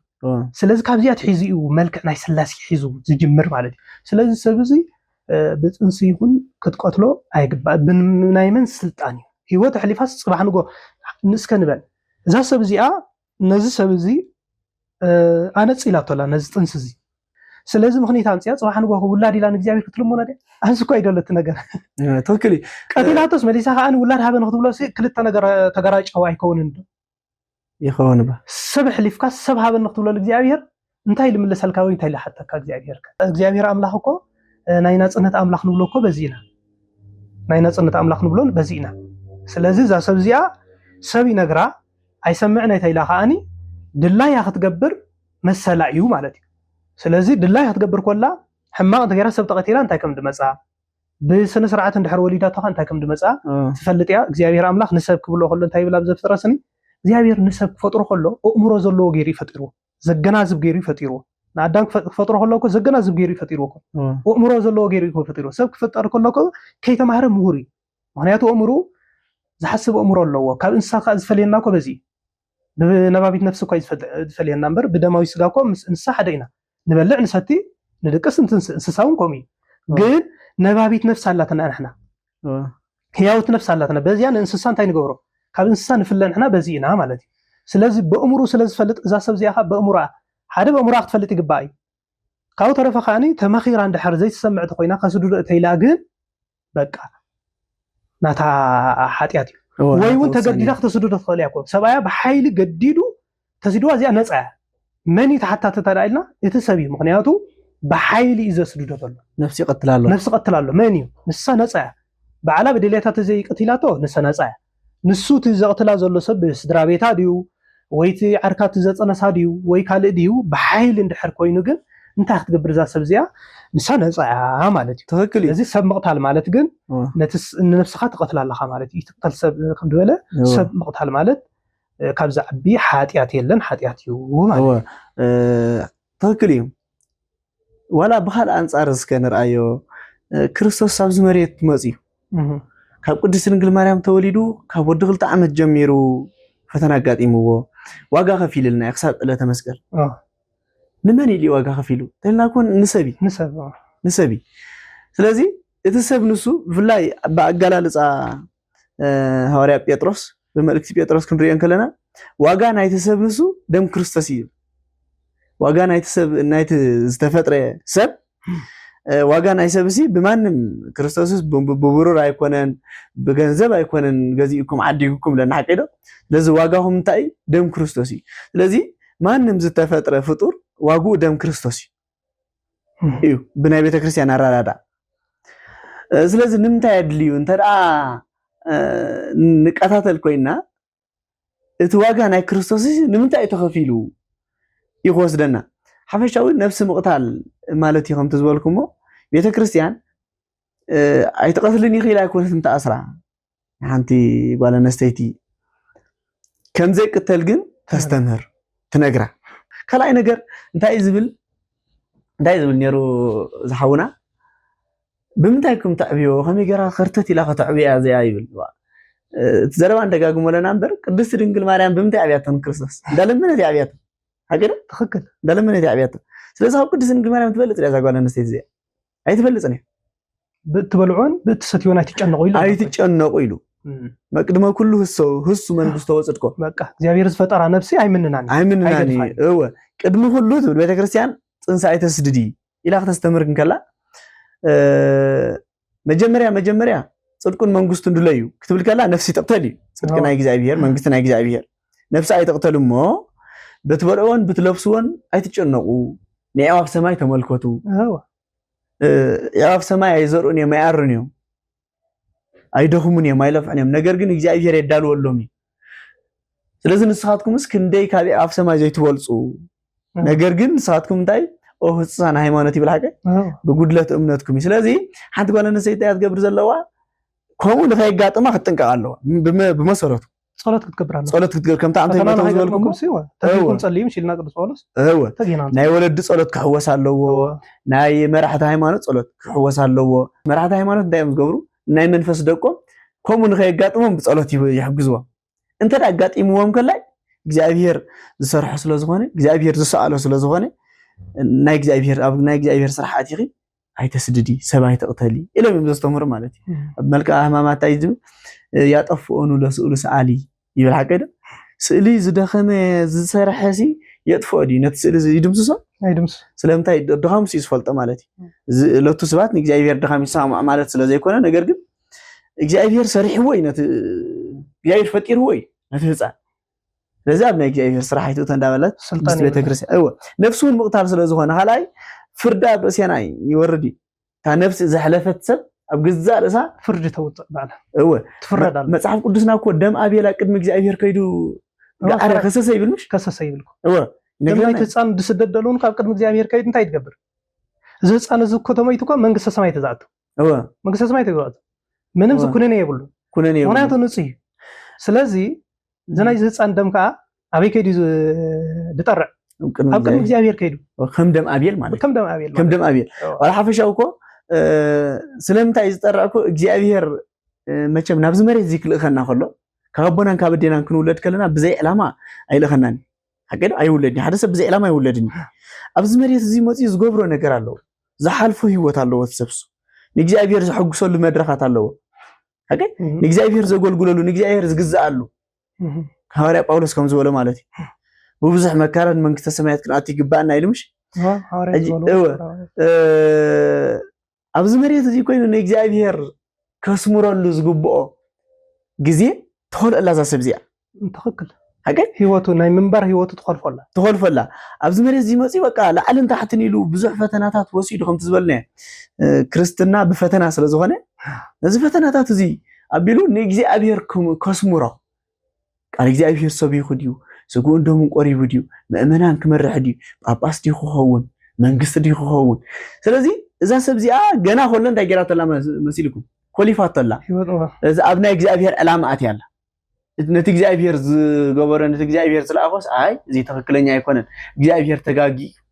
ብምባል ናይ እግዚአብሔር ያ ተስተኻኽለሉ ዘላ ማለት እዩ በኋላ አራዳ ኣብ ዝሲ ኣብ ናጽነቱ ተኣትወላ ማለት ቆይ እግዚአብሔር ናይ ናጽነት አምላኽ ይብል ኣለና ስለምታይ ንሕና ደቂ ሰባት ናጽነት ክንቦም ዘይንኽእል እግዚአብሔር እኮ አዳም ክስሕት ከሎኮ ይርየ ነይሩ ኮፍ ኢሉ ይዕዘቦ ነይሩ ስለምታይ ከድሕነ ዘይካል እንድሕሪላ ናይ ናጽነት አምላኽ ምክንያቱ አዳም እምሮ ኣለዎ ብእምሩ ተማራሚሩ ካብቲ እግዚአብሔር አምላኽ ዝበሎ ክሓልፍ ኣይነበሮን እግዚአብሔር ኣዚዝዎ እዩ መጀመርያ እንታይ ኢሉ እግዚአብሔር አምላኽ ካብዚ ኣይትብላ ካብዚ ካብላ ካብ ሰበልዕኻ ትመውት ኢኻ ናይ ሞት ኢሉ ስለዚ ቤተክርስትያንና ካህናት ናይ ቤተክርስትያንና እንታይ እዮም ዝብሉ ንምእመናን በዚ መንገዲ ዝተኸይድኩም ክድሕኑ ኢኹም በዚ መንገዲ ዝተኸይድኩም ከዓ እንታይ ክትኮኑ ኢኹም ክትሞቱ ኢኹም ክትኩነኑ ኢኹም እዩ ዝብል ቅዱስ ቤተክርስትያን እዚኣ ትመልፍ ቤተ ክህነት ካህን መራሒ ናይ ህዝቢ እዩ ሓቀይ ናብ እግዚኣብሔር ጸሎት ናይ ሰባት ናብ እግዚኣብሔር ዘብጽሕ እዩ ማለት እዩ ኣብ መንጎ እግዚኣብሔርን ኣብ መንጎ ሰባትን ኮይኑ ናብ እግዚኣብሔር ዘቀራርብ ናይ ቅዱስ መንገዲ ዝመርሕ ካህን መራሒ ዘይብልካ ናብ ሓንቲ ዓዲ ክትከይድ ኣይትኽእልና ግድን ነታ መንገዲ እቲኣ ዝፈልጣ ሰብ የድልየካ እዩ ሰኢልካ በቃ ብናተይ ክኸይድ እተኢልካ ግን ሙሉእ መዓልትታ ክትገብር ትኽእል ክትኮልል ኢኻ ትውዕታ መንገዲ ትፈልጣ ኢኻ ስለዚ ካህን ማለት እኮ መንገዲ እግዚኣብሔር ምክንያቱ ኣብቲ ክስታየር ዕልዎ ስለ ዝነበረ ካህን ኣይደልን እዩ ገለ ስለ ዝበለ ጳጳስ ዶ ገለ ዶ ኢሉ ነይሩ እዚ መሰሉ ይኽብል ንዑ ይድምልከት ናተና ንሕና ግን ክንወ ዝግባእና ካህን ማለት ግን ተቐንዕቲ መንገዲ እዩ ዓደን ህፃን እንታይ ትገብሮ ሓንቲ ግዜ ታ መንገዲ ተሪኣቶ ባይ ዝኸይድ ህፃን ሓንቲ ግዜ ነታ ሕማቕ መንገዲ ተሪኣቶ በታ ሕማቕ እዩ ዝኸይድ ህፃን ብዝመርሐካ እዩ ዝኸይድ ስለዚ ካህን ከዓ እንታይ ዝገብር ታ መንገዲ ተቐንዕቲ መንገዲ እግዚኣብሔር ከዓ ንኣዳም እንታይ ኢልዎ ታ መቐንዕቲ መንገዲ ኣርእይዎ ኣይደልን ኢሉ ግን ኣብቲ ኣምላኽ ተመኒ በቃ እንሻሎ ናብኡ ይኸይዱ ስለዚ እግዚኣብሔር ናይ ናፃ ኣምላኽ እዩ እግዚኣብሔር ኣምላኽ ኣጨኒቑ ብሓይሊ ቀጥቂጡ ንዓእመነና ይብልኒ ብሓይሊ ቀጥቂጡ ትእዛዛተይ ሓሉ ኣይብልኒ ብሓይሊ ቀጥቂጡ በቲ ናይተ መንገዲ ተመላለስ ኣይብልኒ እግዚኣብሔር ዘጨንቕ ኣምላኽ ኣይኮነን እንታይ ዳ ትሕጊ ይነግረና ስለዚ በዚ ኢና ናይ ፍሪ ኣምላኽ ናይ ፍሪደም ኣምላኽ ናይ ናፅነት ኣምላኽ ንብሎ ኣብ ናይ ደቂ ሰባት ኣትዩ ናፅነት ኣይገፍፍን እግዚኣብሔር ኣምላኽ እንታይ ዳ እዩ ሕጊ ይነግረና ብውን ኸይድና ተልና ሰየ ኣይን ኸይድና ተልና ሰየ ንዑ ምንም ነገር ንምላሉን ንጉደለሉ ነገር የብልናን ማለት ስለዚ እዛ ሰብ እዚኣ ከዓኒ ወይቲ ብሓይሊ ነዛ ሰብ እዚኣ ኣስድድዮ ዝብል ወይ ስድራ ቤት ኣስድድዮ ዝብሉ ከዓ ክርድኦም ዘለዎ ኣብዚ ናይ ህፃን እዚ ናፅነት ይኣትው ኣለዉ ናፅነቱ ይገፍዎ ኣለዉ ናቶም ናፅነት እንዳተሓልወሎም ንሰባት ግን ናፅነቱ ስለምንታይ ይኽእልዎ ኣለዉ ከተስድዶ መሰል የብላን ካብ እግዚኣብሔር እያ ትፍለጥ ዘላ ሓደ ካብ እግዚኣብሔር ትርሓቕ ዘላ ሓደ ነቲ ህፃንካ እንታይ ትገብሮ ኣላ ናፅነቱ ትግፈሎላ ማለት ኣብ ናይ እግዚኣብሔር ስራሕ ምእታዊ ብሓፈሻ ምእታዊ በቃ ብዙሓት ሰባት እውን ከምዚ ኢሎም ዝጠራጠሩ ኣለዉ ናይ ኣዳምን ናይ ሄዋንን ካበልዓልኩም ሲ እግዚኣብሔር ልክዕ ከምዛ ናይዛ ሓፍትና ኣጋጢሞ ኢላ ኮይና መፅያ ዘላ ከምዛ ካራክተር እዚኣ ማለት እዩ ኣዳምን ሄዋንን ክስሕቱ ከለዉ ሲ እንተደኣ ዘፍቅሮም ኮይኑስ ንምንታይ ንሰይጣን ንዖም ከስሕቶም ከሎስ ንምንታይ ንሰይጣን ዘይክልክሎ ኣሎም ወይ ድማ ከይስሕቱስ ንምንታይ ዘይሕልዎም ኣብ መከራ ንኸይወድቁ ዝብሉ ኣለዉ ሓልዎም እግዚኣብሔር ሓልዎም እዩ ምክንያቱ መፂኡ ኩሉ ነገር ነቲ ዝወደቐ ኣዳም እዩ ኣልዒልዎ ሓቂዶ ነቲ ዝወደቐ ኣዳም እዩ ኣልዒልዎ ቅድሚኡ ከዓ ነጊርዎ እዩ እንዲያም ከም እግዚኣብሔር መምህር የለን ከም እግዚኣብሔር ርህሩህ ናፅነት ዘለዎ ገዛኢ የለን ከም እግዚኣብሔር ማለት እዩ ገዛእ ክንብሎ ከለና በቃ ረጊፅ ዝገዝእ ማለት ዘይኮነ ኣምላኽ ነው ስልጣኑ ስለዝኾነ ማለት እየ እና ዝገርም ሲ ኣብ መፅሓፍ ቅዱስና ማለት እዩ ኣብ ወሬ ዘዳግም ዘሎ መፅሓፍ ቅዱስና ስታይል ኣሎ ማይን ሓውን ሞትን ህይወትን ኣዳልየልካ ከም ዘለኹ ሎሚ ሰማይን ምድርን እንታይ ምስክር እዮም ኢሉ ኢድካ ናብ ዝፈቐድካ ለኣኺ ኢልዎ ደይ ኢድካ ሃበ ዘፈቀድካ ኢልዎ ሓቀይ ኢድካ ናብ ደስ ዝበለካ ለኣኺ ኢልዎ ሽዑ ግን እንታይ ዝብል ውርድ ኢሉ ንስኻን ዘርእኻን ምእንቲ ብህይወት ክትነብሩ ግን ኢሉ ንህይወት ምረፅ ኢሉ ያሎ ከመይ ዝገብር መምህር ኣሎ ሕጂ ንኣብነት ኣብ ትምህርቲ ቤት ክንመሃር ከለና ምርጫ ይበና ሓደ ሕቶ ይሁብና እሞ ኤ ይብል ሓድናታ ትሕዝቶ ቢ ሲ ዲ ክሳብ 4 ክሳብ 5 ዝበፅሕ ምርጫ ይሁና ቢ ምረፅ ቢ ኣታ መልሲ ኢሉ ዝነግር መምህር ኣሎ የለን እግዚአብሔር ግን እንታይ ኢሉ ኤ ህይወት ይመሪፅ ኣሎ ኤ ህይወት ይገባሎ ፈተና እኮ እዚኣ ኤ ህይወት ኢሉ ኣሎ ቢ ሞት ኢሉ ኣሎ ሲ እንታይ ኢሉ ኣሎ እሳት ኢሉ ኣሎ ሲ እሳት ኢሉ ሓዊ ኢሉ ኣሎ ዲ ከዓ ማይ ኢሉ ኣሎ ሽዑስ ብህይወት ምንቱ ክትነብሩስ ኤ ምረፅ ህይወት ምረፅ ይብል ማለት ዝኩሉ ቀሪብል ካሎ ዝኩሉ ቀሪብዎ ኣሎ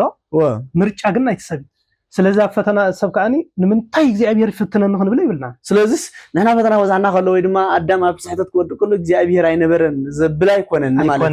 ነይሩ ስለዝነበረ ኢኸ ማነይ ካብዛ ፀበለስ እዚኣ ኣይትብላዕ ካብዚኣ እንተ ዳ በሊዕኻ ክትመውት ስለዝነበረ እዩ ስለዚ ነበረ ስለዚ ፍቅሮ ይኻኩ ንተፍቅሮ ሰብሲ ዝያ ጸድፊያ በዚያ ተኸይድካ ጸድፍ ኢኻ ክትብሉ ንዘይ ተፍቅሮ ሰብ ግን ይኸይድ ይጸድፍ ኢኻ ክትብል ኣይኮነን ወላብዚ ኣብዚ ህይወትና ነብር ኮለናስ ንተፍቅሮ ሰብ ድሕር ኮይና እንታይ ኢና ንብል ሕማቕ ንኸይረኸቦ ትግስጾ ትመኽሮ ናብ ሕማቕ ንኸይድ ከይድካ ትብሎ በዚያ ግን ጸድፍላ እንዳበልካ ይኾንካ ንምሳሌ ሳብዚ ዛሕጅ ዘለናያ ሳብዚ ዓዲስ ግፋ ኣላ ሓቀይ ትክክል ግፋ ኣላ ስለዚ ሓደ ሰብ በቲያ እናኸደ ከሎስ ኣይ ባኻ ፖሊስ ሒዝካ ረኺብካ መፂኻ ኣለኻ በዚያ ኸይድ ኣብዚያ መንቀሳቐሲ ይሓትለዎ ሞ ከይሓትኻ ኢኻ ትብሎ ሓቀይ ስለምንታይ ክድሕን ስለ ዝደለኻ ኢኻ ክጠፍእ ተትደልየና ይረጋ ግን ስቕ ኢኻ ትብል ኪድ ኢኻ ትብሎ ስለዚ እግዚኣብሔር የለን ክንብል እንድሕር ኮይና በዚያ ኸይድ ዳበልካ ባእቲ ኸይድ ተተገፊፉ ግን እሱ ናቱ ጉዳይ ስለዚ እግዚኣብሔር የለን ክንብል እንድሕር ኮይና ኣብዚያ ጉዳይ እዚኣ ኢልዎ እዩ በቲያ ተኸይድካ ፖሊስ ኣሎ በቲያ ተኸይድካ እንታይ ኢልዎ ካብዚያ ተበሊዕኻ ሲ ክሞትካ ሰይጣን ካብኣ ኮይኑ እንታይ ኢሎ ይጽበየካ ደለዎ ካብኣ ንኽትበል ስለዚ ሰይጣን ካይተጠንቀቕ ዘሎ ተጠንቀቕ ይብሎ ኣሎ ፖሊስ ካይረኽበካ ተጠንቀቕ እንዳበልካ እንድሕር ከይዱ ናብቲ ፖሊስ እንድሕር ተታሒዙ ንስኻ ጌጋ ኣለካ የብልካ ነጊርካ ኣለኻ እግዚኣብሔር ከዓ ነጊርና ኣሎ ሓቀይ ነፅነት ሂብካ ኣለኻ ኣሲርካ ንዕኡ ወይ ከዓኒ ሃሪምካ ኣይመለስካ ንሰብ ነጊርካ ጥራይ ኣለኻ ነፅነቱ ኣብ ነፅነቱ ምንም ኣያኣትኻዮ ኣያረምካዮን ኣያሰርካዮን ኣብ ገዛ ያዕፀኻዮን እግዚኣብሔር እውን ንኣዳም ከምኡ ገይሩ ነፅነት ሂብዎ እዩ ግን እንታይ ኢልዎ ከይትኸይድ ካብዚያ ተበሊዕኻ ናይ ሞት ተወት ኢልዎ ግን ኣዳም ንዓ ጢሒሱ ኸይዱ ኣትይዋ ማለት እዩ ርእይዋ እታ ድረኸባኻ ርእይዋ ተጣዕሰ እግዚኣብሔር በዲለ ኢሉ ሚእቲ ዓመት ዝኣክል እኳ ይስዋዕት ንምንታይ ዳ ኣት ይስዋዕ ከም ተጋገየ ስለ ዝፈለጠ እዩ እግዚኣብሔር ከዓኒ ይቕረይሉሉ ስለዚ ክርስቶስ ዝኩሉ መከራ ዝኩሉ ፈተናታት ዝኩሉ መከራ ሓሊፉ እንታይ ኮይኑ መጨረሻ ድሕንዎ እዩ ቅዱስ ጳውሎስ እንታይ ኢሉ ኣብ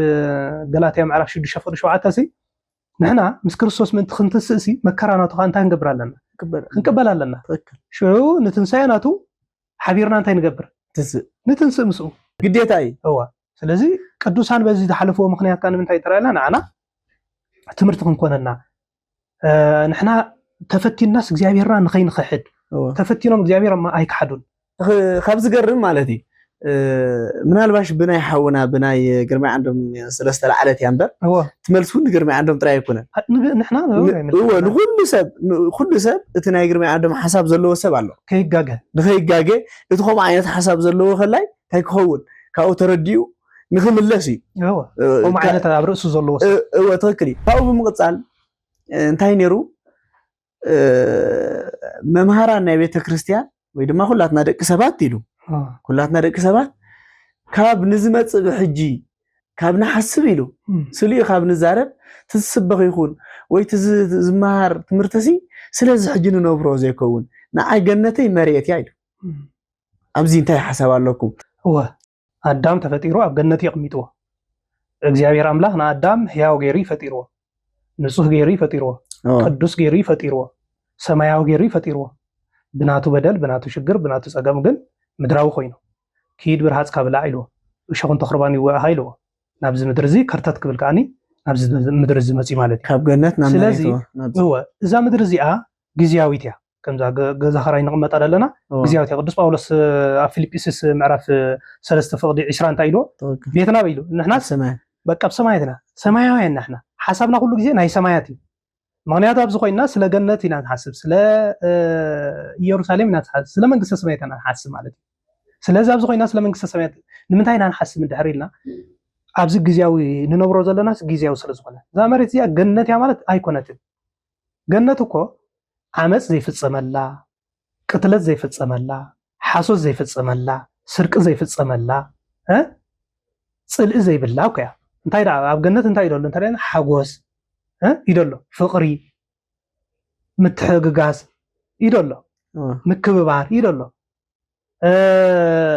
ግዝያዊ መግቢ ዝናይ ኣብዚ መግቢ ዝንበልዖ ዘለና ዝተፈላለዩ ዓይነት መግቢ ዝተፈላለዩ ዓይነት መስተ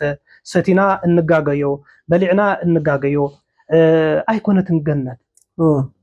ስለዚ ምዛ መሬት እዚኣ ብኸመይና ክንመሳሰላ ገነት እያ እንድሕር ኢልና እዛ መሬት እዚኣ ኣብዚ መሬት እዚ ኩሉ ዓመፅ ዝፍፀም ካብ እዚ መሬት እዚ ስለዚ ኣህውየ ተፍቅርዋ ለዓለም ዓለሙና ሃላፊ ፍትወትና ሃላፊ ስመ ኩሉ ሃላፊ ውእቱ ኢልዋ ቅዱስ ጳውሎስ ኣንቱም ሰባት ነዛ ዓለም እዚኣ ተፍቅርዋ ኢልና እዛ ዓለም እዚኣ ንብላ ዘለና እኮ እዛ ንነብረላ ዘለና እቲ መሬት እኮ ኣይኮነን እቲ ሰብ እኮ ዓለም ዝበሃል ዘሎ مريت كوي كون مريت داتا يلو وتي تنابرا هو تنابرانا كوي عالم تبعيلا تصوع زلاكو ابز مدر نريد لنا حجي علامات بميسايل دو بقال زطافا زلوا زي مالت كوي عالم مالت كوي كوي سبات يمطفو دلو نصح سبات يمطفو دلو حصانات يمطفو دلو እግዚአብሔር ግን ኮሞ ያዘዘን ኩናት ወረ ኩናት ዘምፀ መቀተታል ዘምፀ ግን ማንና አንተ ይልና ዲያብሎስ ይምጽይኮም በእግዚአብሔር እኮ አይምጻልና ንዝኮ እዚ ባዓልና ዘምጻና እዩ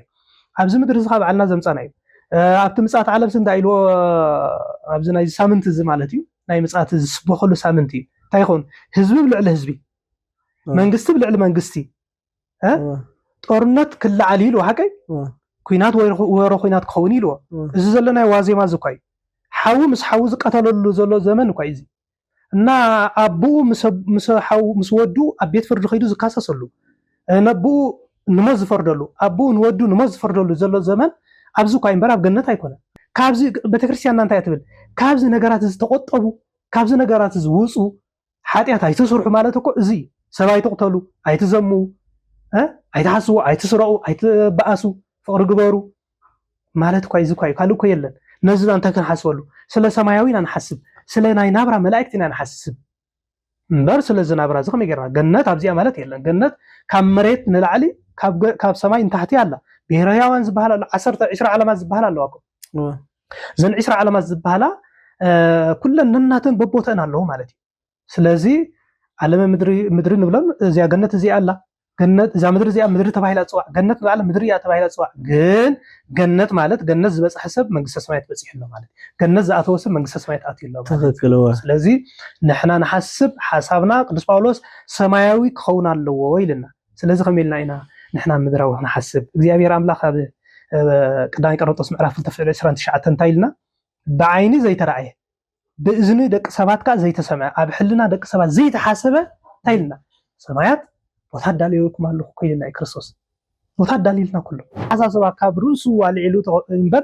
መጽሓፍ ቅዱስ ካብ ኦሪት ጀሚሩ ኦሪት ታይ ነገራ ብዛዕባ ምፍጣር ናይ ደቂ ሰባት ይዘነገረና ራእይ ዮሐንስ መጽናኻ ብዛዕባ ናይ ደቂ ሰባት ንሰማይ ክንኸይድ ኣብ ሰማይ ኮኑ ምንባርና ይዘነገረና ሓቀይ ስለዚ ካብ መጽሓፍ ቅዱስ ወጻኢ ናቢና እንከይድ ንሕናሞ መራሕትና ኻ ስለ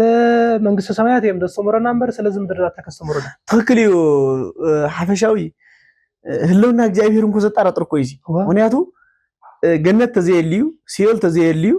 ናይ ኢየሱስ ክርስቶስ ናይ እግዚአብሔር አምላክ ምጻት ተዘየልዩ ፍርድ ተዘየልዩ ህልውና እግዚአብሔርን ከንትነት ንምንታይ ነብራና ንምንታይ ንጸውም ንምንታይ ንጽሊ ንምንታይ ስም እግዚአብሔር ንጽውዕ አቀደ እስማ አንተ ተፈዲየሎ ኩሉ በከመ ምግባሩ እቲ ንሕና ኣብዚ ንደኽሞ ድኻም ድሕሪ ዝዓለም እዚ ምስ ሓለፈ ሰማይን ምድርን ክሓልፍ እዩ ቃለይ ግን ኣይክሓልፍኒ ኢላ ሓቀደ ሰማያዊ ቃል ስለ ዝኾነ እጂ ዘለዓለማዊ ቃል ስለ ዝኾነ ማለት እዩ ዘለዓለማዊ ቃል ስለ ዝኾነ ስለ ላዕለዋይ ዘይምሕሳብ ማለት ናይ እግዚአብሔር ስራሕ እውን የለን ማለት እዩ ስለ እግዚአብሔር ምጥርጣር ማለት እዩ እንት ክትልዎ ፀናሕኹም ቅዱሳን ኩሎም ቅዱሳን ዘበሎም ዝተመስከረሎም ምድራዊ ሓሳብ ስለ ዝሓሰቡ ዘይኮነ ሰማያዊ ሓሳብ ስለ ዝሓሰቡ በቃ ታይ ዝብለና በሰማይ ይሃሉ ልብኩም ይብል ኣይሙራሃብ ዘትቀውሙ ይብል ኣይሙራሃብ ዘትቀውሙ ዋጽሙ ዜና ሰናይ ይብል ልብኩም ድማ ኣብ ሰማይ ይሃሉ ታይ ማለት እዩ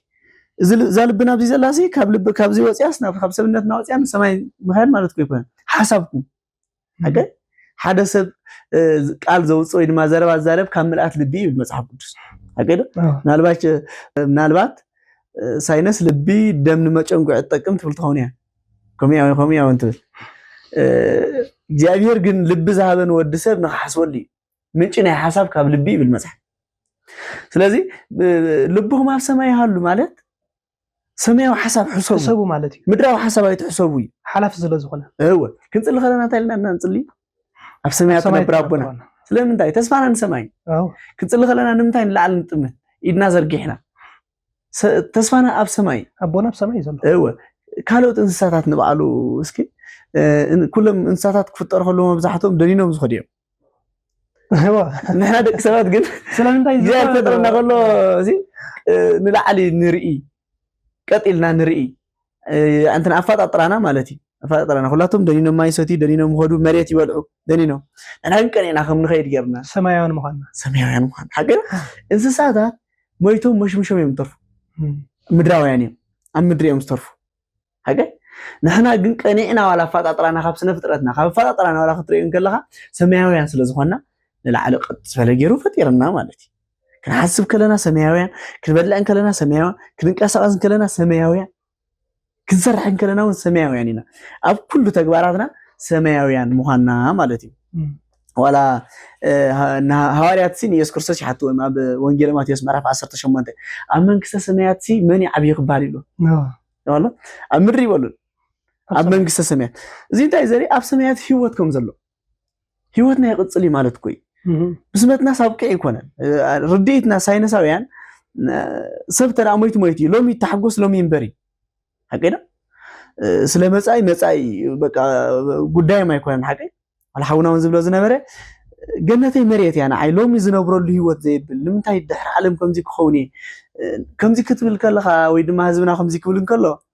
نزي ابز مريت زين نبرو نابرا حما نابرا خن نبرو لنا اب سمياتنا نخفل ايكوننا نبل زلنا ابزيون صبو كنبر غبوناي دليتناي كنسرح لنا كنصلل لنا مسرات فقر خن مسرت لنا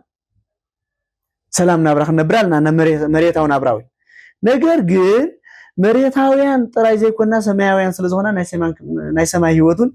كنحسب ስለዘለና حواريات تلوميم زحتو اب سمايات مني عبي يقبال زقصل ህይወት ሳሎ አሎ ሸታይሉ ከምዝ ህፃን ለምን የተመየጥኩም ከምዝ ህፃን ይሉ ከምዝ ህፃን ተዘይኮንኩም ናብና ህፃንነትኩም ተዘይተመሊስኩም መንግስተ ሰማያት ታአቱ ይትخሉም ክትሪዋውና ይትخሉን ይሁን ይትረፍ አብይን እሽተን ክትባሉ ክትሪዋውና ይትخሉን ይሁን ይሉ ስለዚህ كمهፃን مخان በቃ خالا خبرستنا نخيوص ንጹሃት مخان حديات زيبሎ مخان ህፃን ታይቄ ማይቄ የምኒ ህፃን ኣብ ገዛ خالኦ ሰባት حماق ኣይምነኒ ህፃን ገዝ ንዑ خبري ኣይርእኒ ከምዚ ተራኾንኩም ማለቲ እና ነሐዋርያቱን ትእዛዝ ይብዎም حقي ኣብ ማቴዎስ ወንጌልዩ ኣብ ምድሪ ዝኣሰርኩም ክብሎም እንከሎ ማለት እዩ ኣብ ወንጌል ማቴዎስ ኣብቲ ምዕራፍ ሲ 18 ወንጌል ማቴዎስ 18 ኣብ መሬት ዝኣሰርኩሞ ኣብ ሰማያት ኣይኮኒ እሱሪ ኣብ ሰማያት ኣብ መሬት ተፈታሐ ኣብ ሰማያት ኣይ ስለዚህ ዝቅጽል ህይወት ኣለና ዝቅጽል ህይወት ስለዘለና ስለምንታይ ዘይና ሓስብ ወክለ ክርስቶስ እንኮ ናብ ዝምድር ዝመጸሉ ምክንያት እኮ እንታይ ንኣዳም ናፍታ ናይ ቀደም ቦታኡ ንክመልሰይ ካበይ መጽ ኣዳም ወሲ ኣነኮ ንዓኹም ሒዘኩም ንወስደኩም ይመጽ ይኮ ኢሉ ክርስቶስ ምሳይ ሒዘኩም ንኸይድ መጽ ክርስቶስ ስለዚህ ቦታ ከዳለወልኩም ዝኸይ ዘለኹ ኢሉ ኮይ ቦታና በይ እንድሕሪና ሕጂ ቦታ ከዳለወልኩም ይተልና ሳቢ ኣብ ሰማይ ኣብ ዝምድር ሃራይስኪ ኣብ ዝምድር ዝኮ ተዋታተልና ክንርድኦ ዘለና ማለት እዩ ኣይንከደን ጽቡቕ ኣይንከደን ኣይንብልና ዘለና ጽቡቕ ኣይንብላ ኣይበልናን ኣብ ጽቡቕ ገዛ ኣይንቀመጥ ኣይበልናን እዚ ኩሉ ክንገብሮ ኣለና ወላ ሓደ ጸገም ይብሉን ግን እዚ እናገበርና ከለና ካብ እምነትና ክንወጽ ይብልናን ካብ ትእዛዛት እግዚአብሔር ክንወጽ ይብልናን እዚ ሁሉ እንገብረልና ግን ካብ ትእዛዝ እግዚአብሔር እንድሕር ወጽና ካብ ሰማያዊ ህይወት ክንወጽ ይብልናን በቃ እዚ እናገበርና ክንጽልለና ክንሰግዳለና ክንምጹታለና ኩሉ ነገር ክንገብራለና እምበር ኣብዚ ምድር ዘሎ ሁሉ ኣይንግበሮ ማለት ኣይኮነን ክንሰርሕ ኣለና ክንደክም ኣለና ርሂጽና ክንምጽእ ኣለና ግድን ዝውን እግዚአብሔር እኮ ደይሰርሕ ሰብ ተኮይኑ እኮ ሰነፍ ኢሉ ወይ ምክንያቱ ሰሪሑ ዘይምጽእ ተኮይኑ ዋጋ ይብሉ ስለዚህ ስለዝኾነ ክንሰርሕ ኣለና ክንዛብላ ግን እዚ ምድር እዚ ግዝያዊ ከም ምዃኑኻ ክንርስዕ የብልናን እዚ ምድር እዚ ሓላፋይ ምዃኑ ክንርስዕ ይብልናን መንግስተ ሰማያት ከም ዘሎ ክንዝክር ኣለና እዞም ከምዚ ዝብሉ ዓይነት ሰባት ግን ትክክል ኣይኮነን ዋለንሰይቲ በቃ ነጽነት ክትባለካ ጥንሳቶ ስዱዶላ ብድላያ ትከይዳለት ማለት እዚ ደቂ ኣንስትዮ ከይትጋገያ ደቂ ተባዕትዮውን ብግዴታ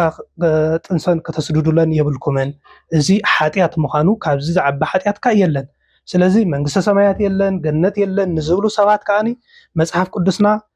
ሽሕ ግዜ ገነት ይብለና አዳም ዝተፈጠረ ኣብ ገነት ኣቀመጠ ይዝብለና ኣብ ገነት ኤዶም ከም ዘቀመጠ ይነገረና ዘፍጥረት ማለት ንሕና አንቢብናዮ ስለዚህ ጉዕዘናው ናው ንሕና እዚ ኣብዚ ምድር እዚ መከራ ፈተና ዝሓልፍ ሰብ እኮ ንምንታይ እንድሕሪልና እኮ መንግስተ ሰማያት ንምውራስ ببزح حمام ببزح مكرات تحالفنا إنا منقص السمايات كناتو نخيل لهم حواريات مالتي سلازي مكرات تحالفنا إنا منقص السمايات كن ورسنا إذا مدرزقن حلافاي كمهانو قدوسان نغيرهم نا እግዚአብሔር ነጊርና እዩ ማለት እዩ ሰማያዊ ሐሳብ ተዘይ ሐሲብካ ኩሉ ግዜ ኣብ ሐሳብካ ምድራው ተኮይኑ ኣብ መሬት ይስተር በቃ ሰማያዊ ተኮይኑ ኣብ ሰማይ ይኸይደካይ ወላ እግዚአብሔር አምላክ ቃል ተዛረበ ቃል አላ ወንጌል እንግሊዝ ማቴዎስ ምዕራፍ 6 ካብ 19 ክሳብ 21 ዘሎ ዝግቡ መዝገበ ዘበ ሰማያት هبيا ما سنو صاصي وقنقني بقى مزغبكم سابي يكون يلو اب سمايات يكون بانكم اب سمايات يكون كويلنا اب سمايات ننبرنا برالو سنقهم ساب سماي يقمطو ابت نقزن كال انصاصن نقزن زي ما سنو زي طفو او مزغب ادالو كبلنا نكلو او زقصل هيوت علينا ምድር ጥራይ ንሕሰብ ምድራውያን ጥራይ ንሁን ዝበሃል እዚ ናይ ቤተ ክርስቲያን ትምህርቲ ኣይኮነን ማለት እዩ ወላ እግዚአብሔር አምላክ እንታይ ኢልና አላ ወንጌል ማቴዎስ ምዕራፍ 11 እቶም ጾር ዝኸበደኩም ናባይ ንዕሞ ኣነ ካብ ጾርኩም ታገብረኩም እየ ካዕርፈኩም እየ ይብል ናተይ ኣርዕተይ ኣይፈክሲ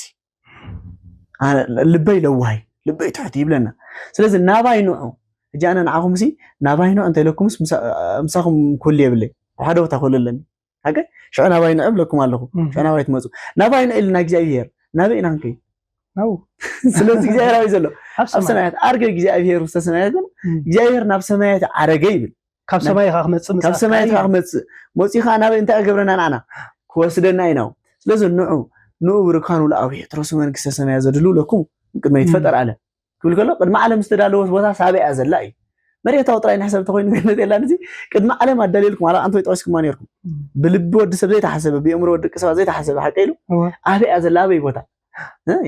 أمريكا ديا روسيا ديا أبزغين نقول فلتانينا جن بمتاينا نفلت مصحف قدسينا مصحف قدسينا نصوص سب جن كاتوي نصوص سبكم زعتوا جن مصحفتنا له زعتوا خليه له زعتوا وان صحت كام وليه ماله مصحف ناي على زارن ناي نوين تاريخ عبي تاريخنا أنا هو كم زعتوا مالتي أب والد مصحف وياه كلام سنك صار الله خينبل أما مصحف قدسي زولا ناي نوين ناي العزارن تاريخ أو لقى سالنا مصحف يزلنا مصحف قدس تغكل يوا حفشاوي وانا لما أنت نزلنا لما أنت برنامجنا حزبنا كوني خلده زود زبلو زلوا ويدما زخال اسب حسب زوم تصلوا سي تغكل كوني خلي تقولوا سبات كتلوا سلا تخوليهم اللهم زحونا سلاز تزارب حسابات وقالوا سلا زوج أمبر قالوا مزيوزو أوشتمكم زحسون وزحتهم زلوا لذي نزاراربو لزلنا رأستي أقوبات كينكم ملسهم أقوب كوينو أو هايماناتكم تصنعلو مدراو زي كونه سمايا وحساب تحسبلو مدب كون تسفان داقوبركم وانا نقر ممر إلياس هلو تكجي أبيرين دينا بزيامتينا هلونا اجي أبير هزبنا قفلت أزلوو سب سلز تفتنه اجي أبير يلن قدي فني ناع اجي أبير يبلين كبلكم زي بقولوا عن طيف الله لكم وزنوركم نايبونا أيوب تاريخ أزي مهاري كم أيوب زتفتن يلن زحفتنا خا تنسي قات إمو وانبر كلنا أيوب فتنا ونايقاتما لذي أيوب كنتو فتنا قات إمو خلو إجزابير وهذا وإجزابير ناس أي لحقي إجزابير يبني إجزابير خا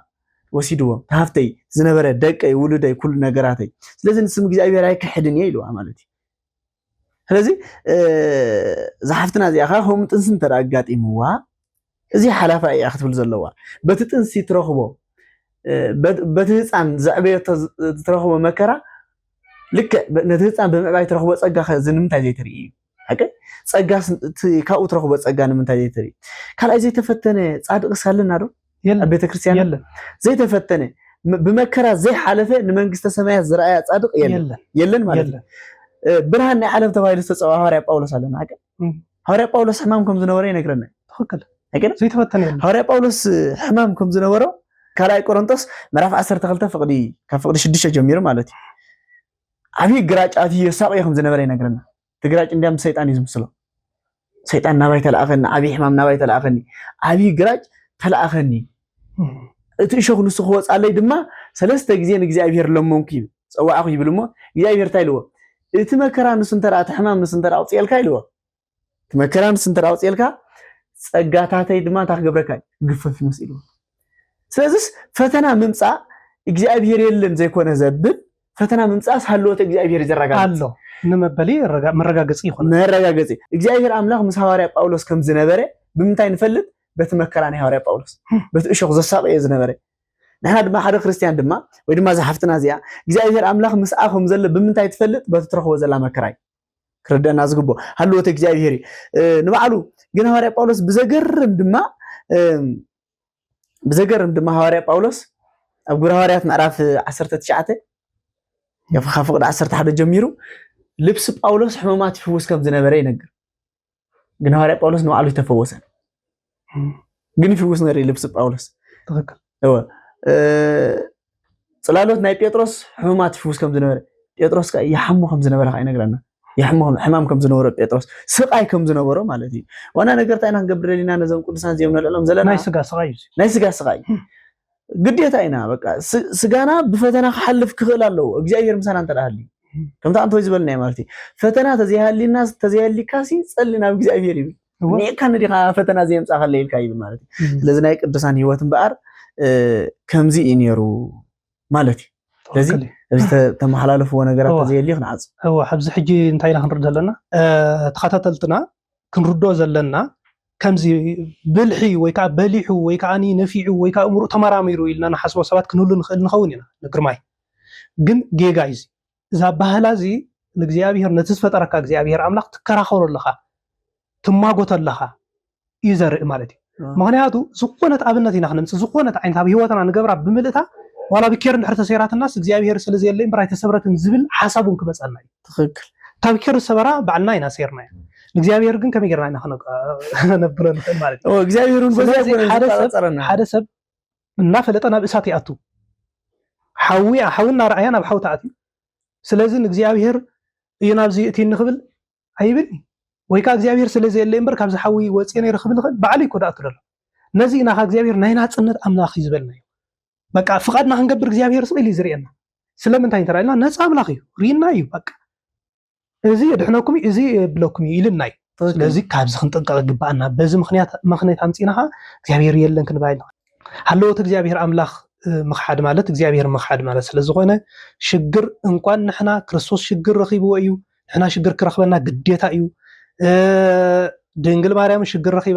ክረኽበና ግዴታ እዩ መከራ ክረኽበና ግዴታ እዩ ፈተና ክንሓልፍ ግዴታ እዩ ናይ ህይወትና ናብራ ከዓኒ ብፈተና እንድሕር ሓሊፍና ኢና መንግስተ ሰማያት ንኣቱ ስለዚ ክንጥንቀቕ ይግባአና እዩ ነዚ ዝመሓላለፍ ዘሎ ሲሳይ ዕለት ቻነል በዚ ዝመሓላለፍ ዘሎ ከተከታተልዎ ኣለኩም ንዓኹም ጠቃሚ ኢልና ሓሰብናዮ እዩ ነቲ ንሓውና ንመምህር እንባቆም ከዓኒ ኣበራትዕዎ ላይክ ግበሩ ሰብስክራይብ ግበሩ ኮመንት ጽሓፉ ኣብዚ ደስ ዝበለኩም ካብዚ ሰሚዕኩም ከዓኒ ሕቶ ክትጽሕፉ ኣብ ኮመንት ከተቐምጡልና ከዓኒ ክንጽበየኩም ኢና ዘይተረዳእኩም ጽሓፉና ንሕና ከዓኒ ብዓቕምና ክንምልሰልኩም ኢና እዚ መልሲ እዚ ግን ናይ ቅድስት ቤተክርስትያንና መልሲ ምዃኑ ክንፈልጥ ይግባአና ህዝበ ክርስቲያን ኩላትኩም ኦርቶዶክስ ተዋህዶ ሃይማኖት እተኣምኑ ብምሉእኩም ኣብ ሃይማኖትኩም ጽንዑ መልሲ ኣለና ዝኣክድ መልሲ ኣለና ካብ መጽሓፍ ቅዱስ እዩ ስለዚ ነዚ ተኸታቲልና ከዓኒ ካብዚ ተጠቀምቲ ክንከውን ቅድስት ቤተክርስትያን በዚ መልእኽታት ተመሓላልፈልና ኣላ ማለት እዩ የቀኒልና ቃለ ሕይወት የስማዓልና መምህር ኤልያስ ብሓቂ ቀሊል ኣይኮነን ተላዒሉ ዘሎ ኣብ እምሮ ወዲ ሰብ እውን ኣትዩ ዘሎ ቢዚ ኮይኑ ዝቐኒየ ቀሊል ኣይኮነን ሃልወተ እግዚአብሔር ሲ ንብዙሓቱን ኣፅዲፍ እዩ ነገር ግን ኣነ ይረኣኹን እግዚአብሔር ሞ እግዚአብሔር የለን ኣይባሃልን ሓውና ግርማይ እውን ትክክለኛ እግዚአብሔር የለን ትብል ቃል ስለዝሰምዓና ኣይኮናን ከምዚልና ንብል ዘለና እቲ ሓሳብ ግን ንሱ ስለዝኾነ ትርጉሙ ሓንቲ ክትዕመፅ ኣበይ ነይሩ ዘይሕልዋ ማለት የለን ማለት ስለዝኾነ ትርጉሙ ኢና ከምዚ ንብል ዘለና ማለት እዩ ስለዚ ሃልወት እግዚአብሔር ኩሉ ግዜ ኣሎ ኢልና ኢና አንተ ቅድሚ ዓለም ቅድሚ ምፍጣሩ ንዓለም ዘምፀ እግዚአብሔር እዩ ዓለም ምስ ፈጠረ ዓለም ዘመሓድር እግዚአብሔር እዩ ንዓለም ይሕልፍ ዝነብሩ ንሱ እዩ ማለት እዩ ስለዚ ንሕና ንዑ ክንመስል እግዚአብሔር ይደግፈና ኣሜን ካብ ሓጢአትና ክንነጽህ ጾምና ናይ ድሕነት ናይ ስርየት ጾም ክገብረልና ቅዱስ ፈቃዱ ይግበረልና ብኻልእ መደባት ክሳብ ንመፀኩም ምሳና ስለ ፀናሕኩም ብሓቂ እግዚአብሔር ኣምላኽ ሰማያዊ ርስቲ ንኽህበልና ንኹላትና ቅዱስ ፈቃዱ ይግበረልና እንዳበልና መደባትና ንዓጽልና ወስብሐት ለእግዚአብሔር